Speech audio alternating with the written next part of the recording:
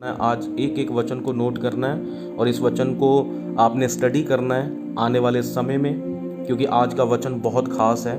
आज का वचन आपकी ज़िंदगी में, आपके जीवन में एक बहुत बड़ी बेदारी लाने वाला है, क्योंकि परमेश्वर का आत्मा जब बोलता है तो सचमुच सारे भेद खोलता है और सब हर एक जो ना समझ है वो बुद्धिमान हो जाते हैं परमेश्वर तेरे वचन को सुनने के द्वारा। हम धन्यवाद करते हैं पिता। आज का जो टॉपिक है कि क्या विश्वासियों के अंदर दुष्ट आत्मा एंटर कर सकता है। हालेलुया।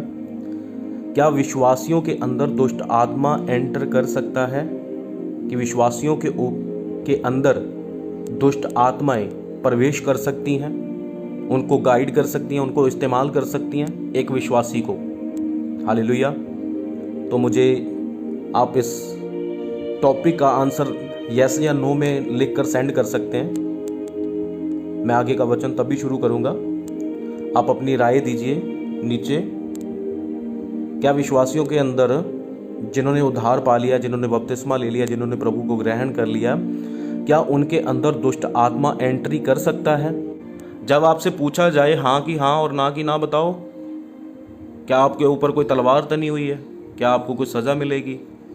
यही तो नॉलेज की बातें होती हैं, यही तो हमारी समझने की बातें होती हैं। तो इसीलिए हमें तुरंत आंसर यस या नो में आंसर देना आना चाहिए। हालेलुया। तो इसके दो आंसर हैं, कर भी सकता है और नहीं भी कर सकता है। सबसे पहले हम देखते हैं, वचन को देखते हैं। मत्ती 16 उसका 18 वचन क्या कहता है। परमेश्वर का वचन हमें क्या कहता है कि ये वो हैं जो परमेश्वर के वचन में सही चल रहे हैं, ये वो लोग हैं। हालेलुया। और वचन कहता है, मैं वचन को पढ़ता हूं आपके लिए।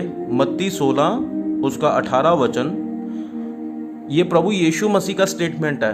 ये प्रभु यीशु मसीह पतरस से बात कर रहे हैं, और प्रभु यीशु मसीह ने वचन के द्वारा पतरस से क्या बात की। 18 वचन में लिखा है कि और मैं भी तुमसे कहता हूं कि तू पतरस है।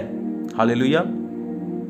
इस समय प्रभु यीशु मसीह पतरस से बात कर रहे हैं, और प्रभु यीशु मसीह ने पतरस को बोला, और मैं तुझसे कहता हूं कि तू पतरस है, और मैं इस पत्थर पर अपनी कलीसिया बनाऊंगा। प्रभु यीशु मसीह ने क्या कहा कि मैं इस पत्थर पर कलीसिया बनाऊंगा। पत्थर, इसका मतलब क्या है? पत्थर का मतलब कि पत्थर एक मजबूत चीज जिसको बोल सकते हैं हम, वो एक उदाहरण दी गई है परमेश्वर ने, क्योंकि मजबूती की। और एक पत्थर जो होता है एक जगह स्थिर रहता है, वो भारी होता है, वो वजनदार होता है, मतलब कि एक जगह पर स्थिर रहता है, वो उसको आंधी तूफान पानी बहा नहीं सकता। हालेलुया। तो उसका मतलब क्या होता है कि वो एक जगह पर स्थिर रहता है। तो इससे क्या हमें पता चलता है कि परमेश्वर ने कहा कि और मैं भी तुमसे कहता हूं कि तू पतरस है, और मैं इस पत्थर पर अपनी कलीसिया बनाऊंगा, और अधोलोक के फाटक उसके ऊपर प्रबल ना होंगे। अधोलोक, हालेलुया, मतलब कि जो विश्वास में है, जिसने प्रभु यीशु मसीह को पहना हुआ है, जो वचन में है, जो पवित्रताई में है, जो परमेश्वर के वचन के ऊपर दिन रात मनन करते हैं, जो परमेश्वर के वचन को नहीं तोड़ते, वचन के ऊपर स्थिर रहते हैं, वो लोग जो अपनी प्रार्थना 2.5 घंटे से 3 घंटे की जिनकी प्रार्थना है, और बाइबल स्टडी है, और वचन को सही तरीके से समझते हैं, वो लोग, उनके ऊपर अधोलोक के फाटक नहीं प्रबल होंगे। अधोलोक किसको बोला है? नरक को। नरक की अंधकार की शक्तियां, मतलब कि हर एक भ्रष्ट आत्मा, दुष्ट आत्मा, बीमारी वाला आत्मा, परीक्षा में डालने वाला आत्मा, हर एक वो स्पिरिट। आपको पता है कि आपको जब बीमारी आती है, कोई तकलीफ आती है, कोई दुख आता है, उसके पीछे वजह क्या होती है? उसके पीछे वजह यही होती है कि वो शैतान का अटैक होता है। वो दुष्ट आत्माओं की वजह से वो बीमारी आती है, दुख आता है, तकलीफ आती है आपको। हालेलुया। एक दुष्ट आत्मा आपके दिमाग में, आपकी सोच में, आपके मन के अंदर वो ऐसी बातें डालता है, और जब आप गलती करते हो तो गलती करने के बाद फिर दुष्ट आत्मा आपकी बॉडी के अंदर एंटर करता है। शैतान को भी खुराक चाहिए, शैतान को भी वो सब चीज़ें चाहिए उसको भी। जिस तरह वचन में लिखा है कि प्रभु यीशु मसीह ने कहा कि पवित्र आत्मा का भोजन क्या है। प्रभु यीशु मसीह ने कहा कि मैं जगत की रोटी हूँ, जो मुझ में खाएगा, मुझे खाएगा, वो कभी भूखा नहीं होगा। तो पवित्र आत्मा की खुराक क्या है? परमेश्वर का वचन। और शैतान की खुराक क्या है? शैतान को भी कुछ ना कुछ खाने को चाहिए ना। तो शैतान क्या चाहता है खाने के लिए? शैतान को चाहिए जो हमसे वो पाप करवाता है, हमसे गलतियां करवाता है, जो हमसे वो चीज़ें मनवाता है, झूठ बुलवाता है, वो सब गलत काम करवाता है। तो ये है शैतान की खुराक। जब हम उसको उसकी खुराक देते हैं तो वो मजबूत होता है, उसको बल मिलता है, वो ताकत उसको मिलती है। जब उसको ताकत मिलती है तो तभी वो हमारे ऊपर प्रबल होता है, अटैक करता है। हालेलुया। आपने समझना है आज के वचन को। अगर आप समझ गए, शैतान मुश्किल में है फिर आपके जीवन में से। शैतान कभी भी आपको गुमराह नहीं करने पाएगा। शैतान कभी भी आपके परिवार के किसी भी मेंबर के ऊपर, सदस्य के ऊपर अटैक नहीं करने पाएगा। हालेलुया। तो इसका मतलब ये है कि शैतान को भी एक वो चाहिए, खुराक चाहिए, उसको खाना चाहिए, उसको भी डोज चाहिए। उसकी डोज क्या है? व्यभिचार। डर डालता है वो हमारे अंदर सबसे। जब हम डरते हैं तो वो हमें क्या बताता है? वो हमें बोलता है कि तू इतने देर से प्रभु में है, इतने टाइम से तू प्रे कर रहा है, इतने टाइम से तू पवित्रता में चल रहा है, अभी भी तेरी प्रॉब्लम यों की त्यों है, अभी भी तेरी प्रॉब्लम नहीं गई। तो इसका मतलब ये है कि वो हमारे अंदर वो डालता है वो चीज़ें। और जब हम उनको चीज़ों को अपने ऊपर लागू करते हैं कि हाँ ऐसा ही है, ऐसा ही हो रहा है, तो इसका मतलब क्या? उसको खाना मिल गया, क्योंकि हमने उसकी बात को मान लिया। हमारी प्रार्थना का आंसर नहीं मिलता, हम ऐसे ही प्रॉब्लम में हैं, इतने देर से, इतने सालों से हम प्रभु में चल रहे हैं, क्यों हमारा बिजनेस नहीं बदला, क्यों हमारे काम नहीं बदले, क्यों हमें ब्लेसिंग नहीं मिली, क्यों हमें आशीष नहीं मिली, क्यों हमारी ज़िंदगी में, मेरे बच्चों की लाइफ में ये चेंज नहीं आया, क्यों क्यों क्यों? इसका मतलब कि वो आपके अंदर वो डालता है वो चीज़ें। हर एक बुरी बात एनिमी की ओर से और हर एक अच्छी बात परमेश्वर की ओर से होती है। तो उन चीज़ों में फ़र्क निकालना हमें आना चाहिए।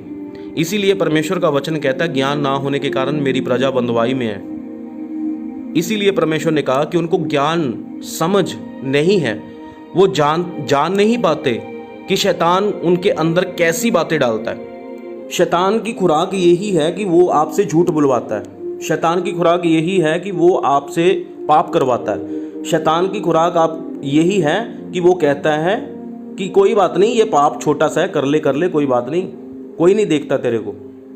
तो ये है जो वो पाप करवाता है। पाप करवाने के बाद उसको पावर मिलती है।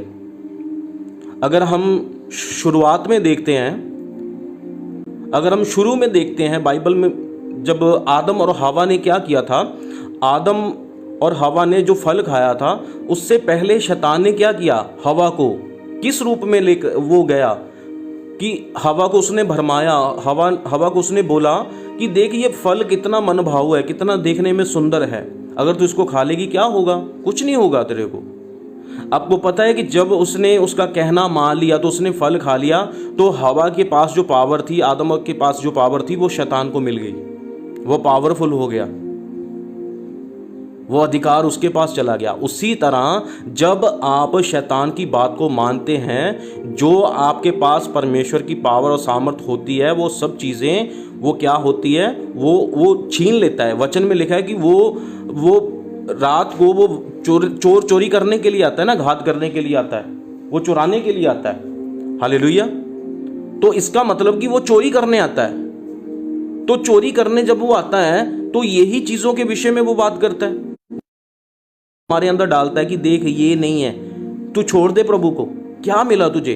देख संसार में ये सब कुछ है, संसार में हमें ये मिलेगा, संसार में हमें आज़ादी मिलेगी, संसार में हमें एक इंडिपेंडेंस हम हो जाएंगे, हम आज़ाद हो जाएंगे, खुले विचारों वाले, किधर भी जा सकते हैं, कुछ भी खा सकते हैं, कहीं कुछ भी हमें प्रॉब्लम नहीं है। इसका मतलब ये है कि वो हमें दिखाता है संसार की चीज़ें। शुरू करते वो एक तीर मारता है, जब हम उसके तीर को पकड़ लेते हैं तो उसको पता चल जाता है कि वो तीर वापस नहीं आया, तो वो लग गया, तो और फिर 10 वो तीर चलाता है। तो इसीलिए अगर हम भजन संहिता को देखते हैं, वहां पर लिखा है कि मैं दोपहर के तीरों को और रात के, इसका मतलब क्या है कि ने क्लियर किया है कि वहां पर बताया कि शैतान कैसे तीर चलाता है, शैतान हमें कैसे डिसीव करता है, कैसे हमें गुमराह करता है। तो इसीलिए एक विश्वासी जब अपने विश्वास से भटक जाता है तो उसके अंदर फिर दुष्ट प्रवेश करता है। हालेलुया। तो इसीलिए प्रभु यीशु मसीह ने पतरस को क्यों कहा कि तू पत्थर है, मैं इस पत्थर के ऊपर कलीसिया बनाऊंगा। इसका मतलब ये है, इसका मतलब होता है कि विश्वास में मजबूत, विश्वास में स्थिर, उसको कोई हिला नहीं सकता। उसका विश्वास इतना है कि उसको कोई टस से मस नहीं कर सकता, उसके विश्वास से उसको भटका नहीं सकता। इसीलिए प्रभु यीशु मसीह ने कहा कि मैं इस पत्थर के ऊपर कलीसिया बनाऊंगा। आज प्रभु यीशु मसीह आपके ऊपर कलीसिया बनाना चाहते हैं। आप सालों से अगर आप अपने आत्मिक जीवन को देखो कि आपका आत्मिक जीवन वही का वही स्थिर का स्थिर खड़ा है, आपके आत्मिक जीवन में बढ़ोतरी नहीं आ रही,